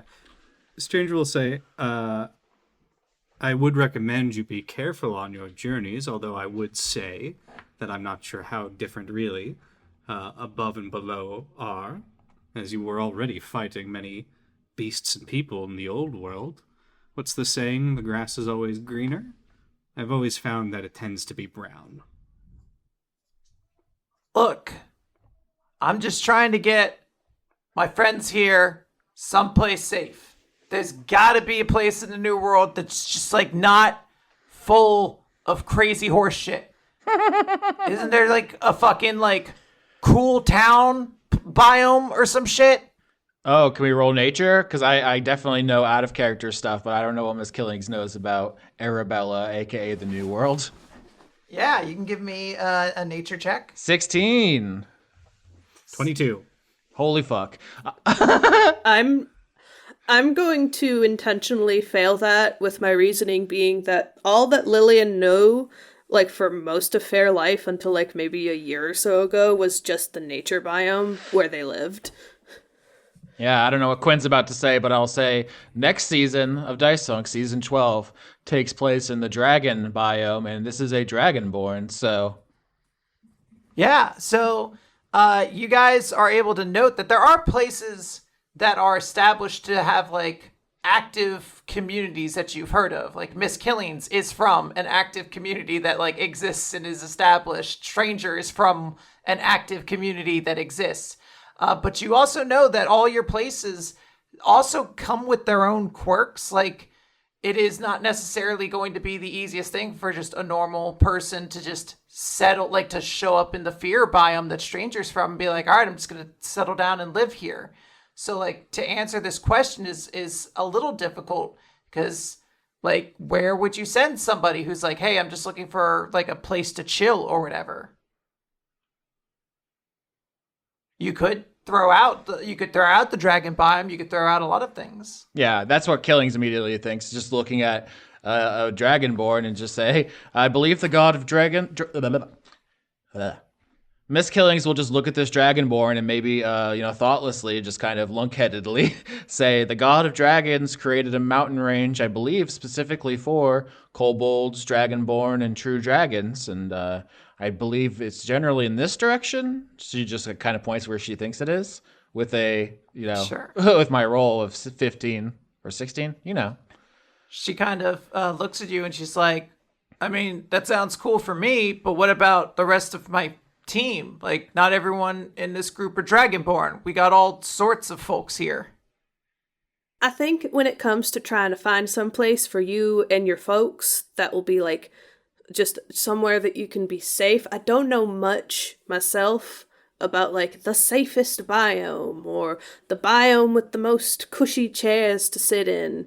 But I do know that when life throws things at you, like the best thing that you can do is try to adapt quickly, get some improv in there, like get yourself in a mindset where like even if you don't have the best stack of cards, you can figure something out, especially if you've got people like working together with you, which how are your retainers doing, by the way? She just kind of looks over your shoulder and she says, not great, and kind of motions behind you, Lilian. And you see behind you there is a headless body up against a tree of one of her soldiers. And on that note, everyone needs to make me a charisma saving throw.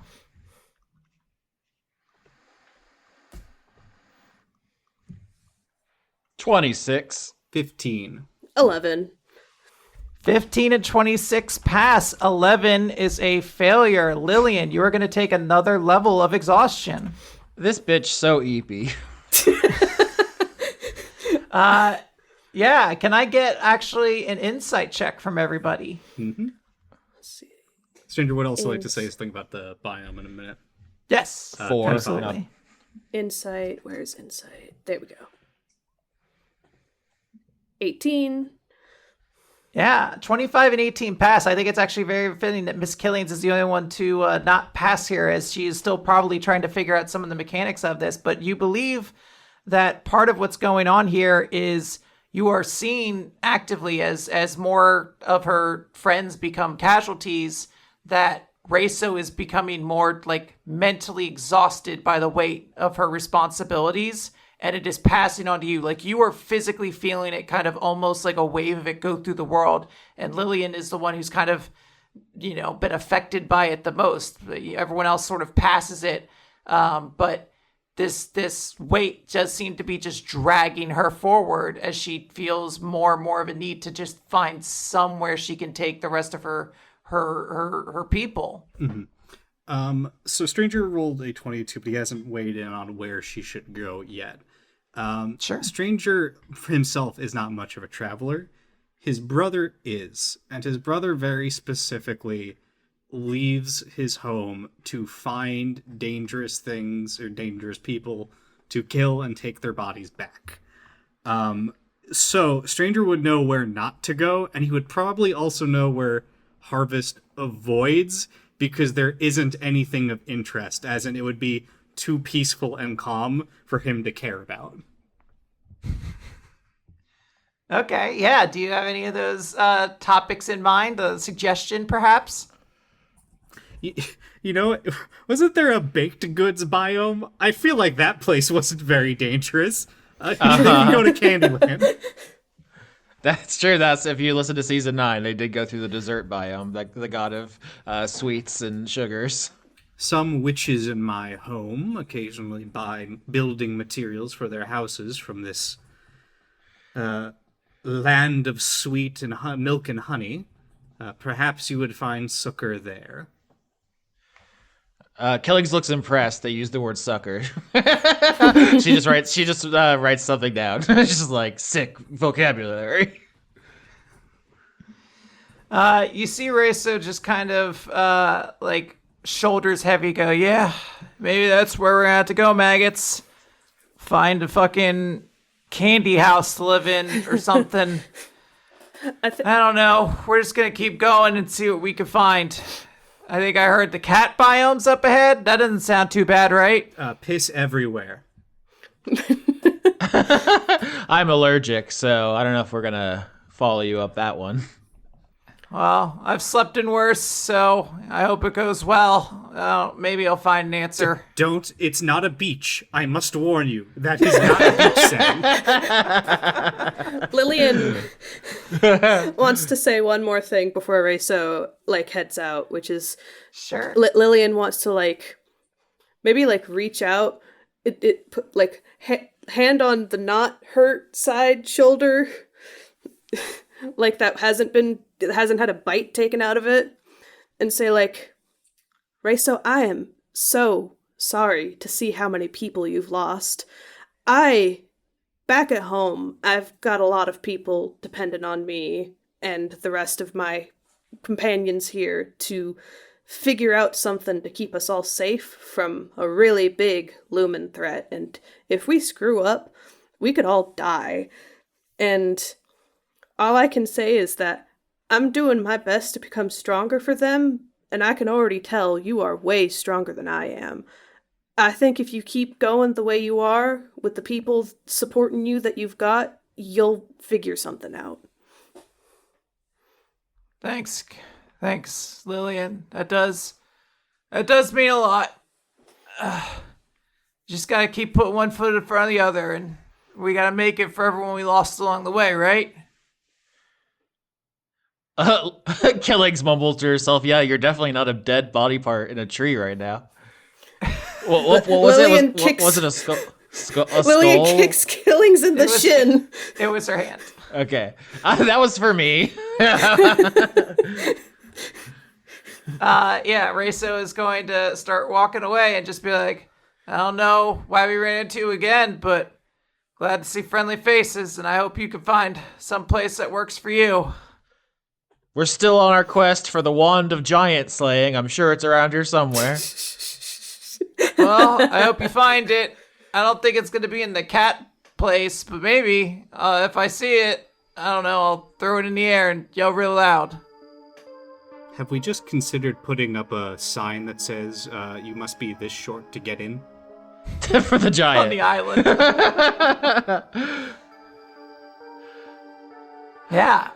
As Reso sort of disappears from view, you find everything fade away, and as you come back, you are with Reso's group. However, the group is significantly smaller than it was the last time, where there was maybe around close to a dozen. Now it looks like there's maybe 6 people left. And guys, if you were to imagine a god of cats creating a home for cats, what would you think it would be like? All the trees are made out of scratching posts. First of all, the god is named Bast. Put some respect on her name. Maybe it's because of the association to Egypt, but I just imagine Egyptian iconography, but with more cat things to do. Well, yeah, it's lousy with mice, birds, and squirrels fucking everywhere. They love that shit. So that's first of all. The old catnip growing as far as the eye can see. Warm sunbeams. Oh, that's the way the sun comes down. It's not an even coating. The way the sun actually works here, it only comes down in beautiful cat size shafts that they can lay in. Yeah, that sounds amazing. Now, obviously, we all own cats here. We know what it's like. Have you ever imagined, how do your cats respond to bugs? They Ragtime will sit in one place and he usually meows because cats meow at humans, but when there's an insect, he'll stare at it and chitter. He'll go I have a Bjork story about a moth that got in here recently. She chased it all around. She knocked over our internet router. She was on the hunt. And then I had to fucking wrestle her to get it out of her mouth because she wanted to eat it. And I didn't know if it was good for her tummy. But no, she is absolutely T-1000 on the hunt for bugs at all moments. I've had 2 predators as pets in my life. One, a leopard gecko who I believe killed for fun and did not eat the things he killed. and now Tootsie. And I have not seen bloodthirst in a creature's eyes as cold as Tootsie's when she saw a wasp in my house while Maya was hiding in the bedroom. Yeah. So, obviously, a domain for cats would, of course, have all of the awesome sort of domesticated cats that we think of. But it seems like it would also be a home for big cats. Bengal tigers, no? yeah. Yeah. So what happens, do you think, if a big cat saw you, comparatively to them, the size of an insect? Oh, it wants to bat me around. Well, as long as you keep looking directly at it, generally they're not going to attack. Oh, that's tigers, though. I think lions will just maul you. Yeah. There are two enormous cats staring down at all of you. Yeah, let me look at my spells here. I didn't take animal friendship, unfortunately. Now, I didn't take animal friendship. I am a druid. Can I attempt animal handling to manipulate these big kitties? I think that's definitely something you should try to do. 27. Holy shit. Ooh. Jesus. Do you turn into like a pumpkin tiger, and then you're like, it's chill, guys. Yeah, we're all cats here. I know these guys. Meow. Yeah, Dan described this to me. You were going to pacify this fight before it could happen. So please, by all means, describe to me what happens. Yeah, he's dealing with animals, right? And he's got to speak to them on an animalistic level. Now he's not made of meat, but he can like approximate it with his shape-shifting, like the basic forms of it, right? And I think he's done it before. He's transformed into like a saber-toothed tiger, effectively. And then he just kind of turns and sprays like pumpkin sap on a tree, and the sheer power of his pheromones makes these big cats go, all right, we're good here. We understand. I did not There see you that go. coming. Well, that's one fight that you guys don't have to worry about. However, General Reso and the dwindling group of retainers sort of like sink down after this happens. Like they've been on edge and they were expecting another fight, and it's thankfully been avoided by you guys. General Reso, how funny to see you here. I suppose you haven't found the shield of giant deflection while we were apart. She gives you like a glance, and this is when you guys almost feel this cataclysmic weight come once again, and I need another charisma saving throw from you. 10. 16. 17. All right, 16 and 17 will pass. 10 is a failure, and this time, stranger, you get hit by this wave, and you take 1 level of exhaustion. Mm-hmm. And Reso is just going to look at you and be like, it's supposed to be fucking cats. I thought it would be fun. They're really mean. They just keep coming. They just hunt. They don't even fucking eat the bodies afterwards. They just kill for pleasure. Yeah, we got to get you to the capybara domain. Now that's a chill hang. I'm sorry I didn't think No, of it Harvest before. doesn't go there. It's a bloodbath. I thought Harvest didn't go to places that weren't dangerous. He has his limits. Oh, God. No, I figured it out. I managed to run into some people, and I found out some info. The civilization biome is really close. I just have to make a real quick detour through the war domain.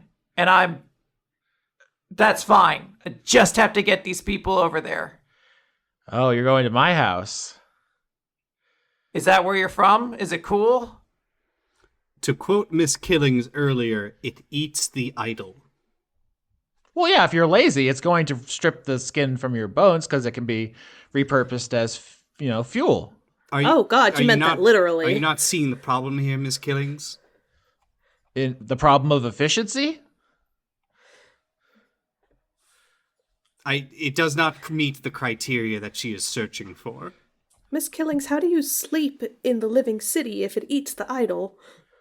Well, no, I mean, the workers have to sleep so they can go back to work. So it's not eating people who take their legally capped 6-hour nightly rests. Miss Killings, are you well rested? Do you need more sleep? I have to say my time. Many things. I have to say my time on Banyan Island has been quite indulgent. I've even slept as late as 7:30 a.m. I've been a naughty girl. Oh my god. Don't tell anyone. My lips are sealed, I guess. Reso is just gonna kind of like sigh and be like, I mean, maybe it's not perfect, but like, I don't know, as long as we work, we just won't get eaten by your city? Because I guess that's how fucking cities work up here. Some of them. I think probably the vegetarian biome is different, but the living city of progress and civilization, yeah, I mean, we have a saying in our city, be work or be fuel. I mean, we'll be work. I just... we don't want to fucking keep trying to look around. I don't know where your candy thing is. Maybe it's like in a corner somewhere, but we just need someplace to rest. I think it's at the pole because the ice cream needs to stay cold. So I think it's probably the extreme south. Wasn't it? Yeah. Wasn't it directly next to the war biome? They could just go left. Just go left. Go left, change your fate. Yeah, give me an insight check, everybody. Insight? I'm going to insight this dude. What? 26. Botched. I botched. Can I give you an it's a botch, but It's a botch. I could give you bardic Here's the inspiration thing. to make it a little better.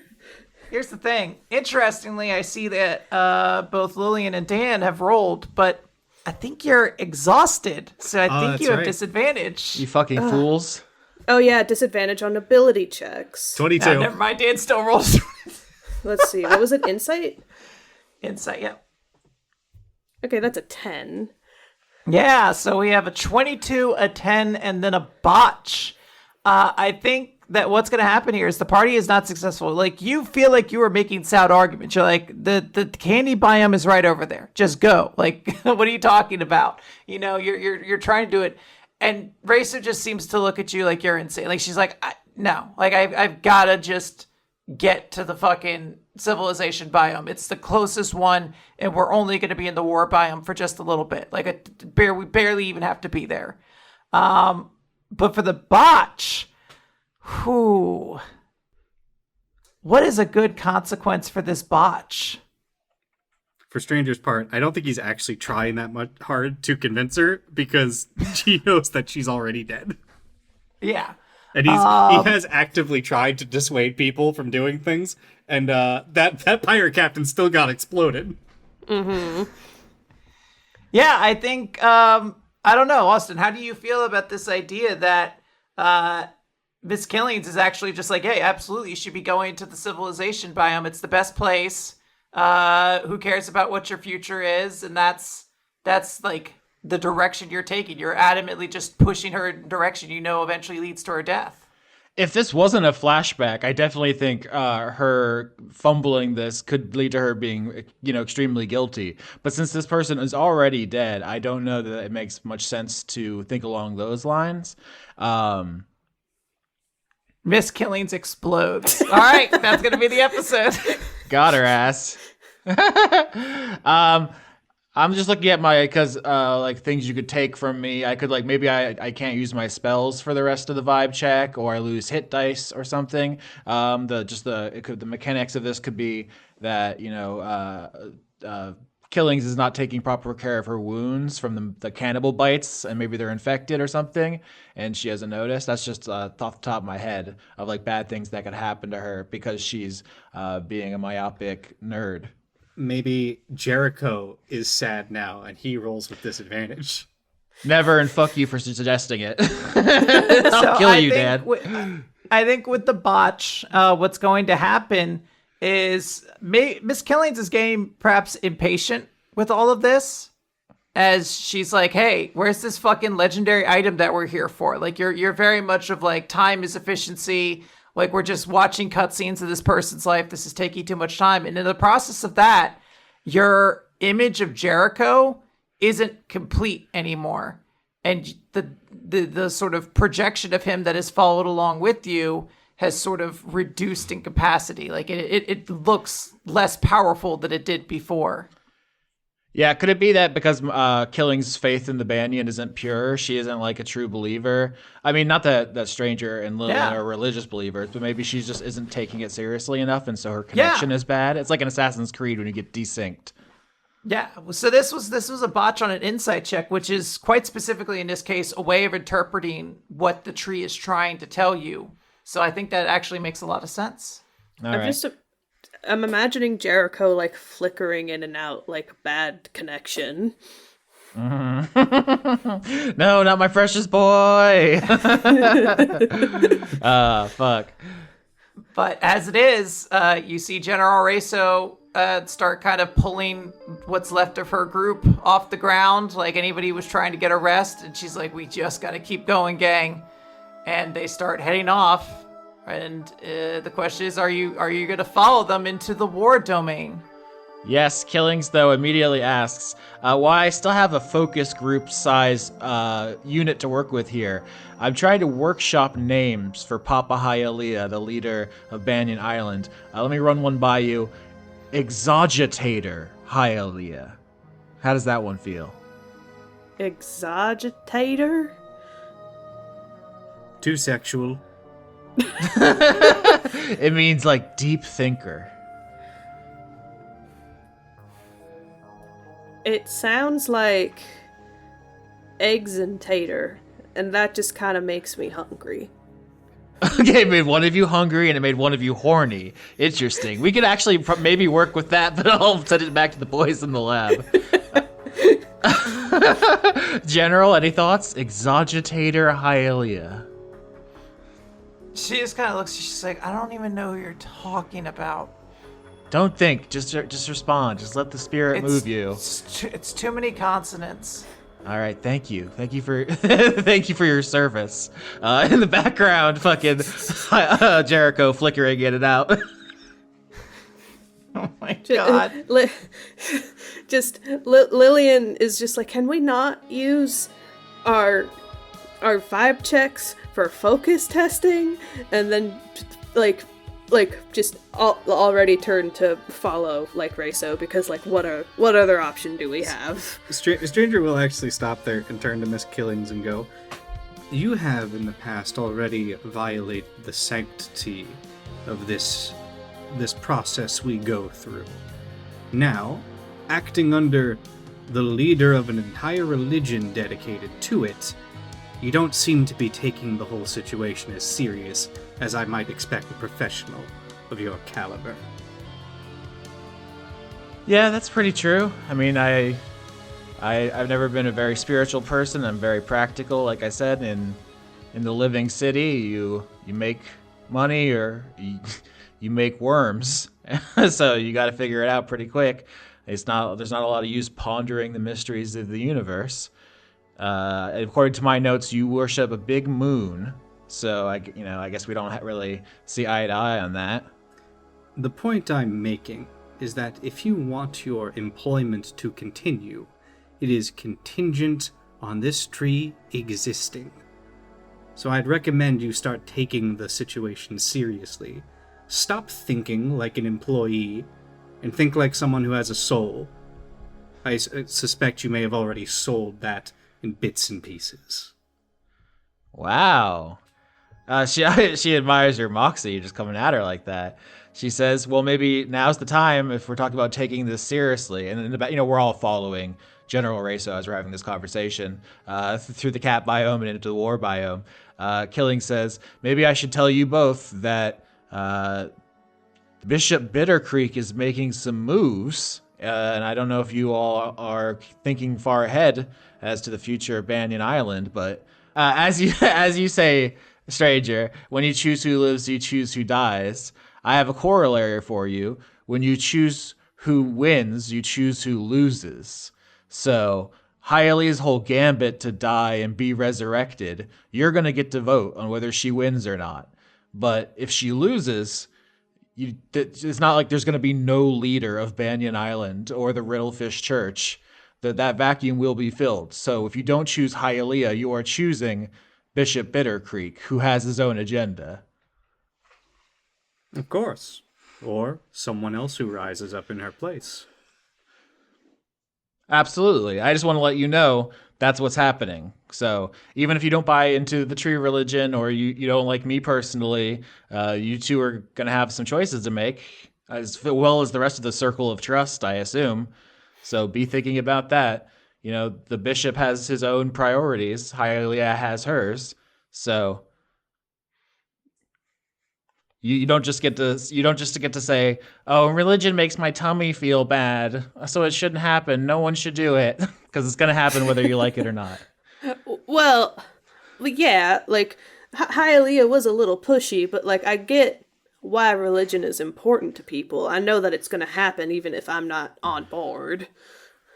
Well, do you realize the difference between their platforms? Do you understand the choice you're making between them, what their policy differences are? I'm not entirely sure Hylia knew what all of her policies were. Hylia kind of seemed like she was going by the seat of her pants a little bit. But maybe that's just because I didn't get to know her as well as I thought I did. So that's on me, honestly. And Bishop Bittercreek, I don't see him very often aside for the trade-offs. Yeah. Well, I can get you up to speed if you want, or maybe this can be a conversation for a different time. I'm just flagging that there's something coming up. There's a fork in the road, and if you think that you actually want to take this seriously as your counseling, then let's be adults about that. How about we talk about this after the vibe check? Okay. And stranger, you have to remind me to tell you my story about Frank Westerly. Yes, of course. Is he the one who covered wars? Would he be useful in this upcoming biome?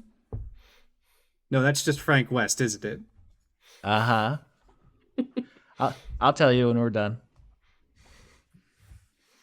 Yeah, so you guys are going to follow General Reso into the war biome, and the moment you step into it, you find yourselves just surrounded by violence. There are fights happening all over the place, and it doesn't take long before someone charges at you with an entire small army's worth of people behind them, and they say, "To death's point we bring you! Draw your weapons!" A dead dove inside. Do not eat. I don't know what I was expecting.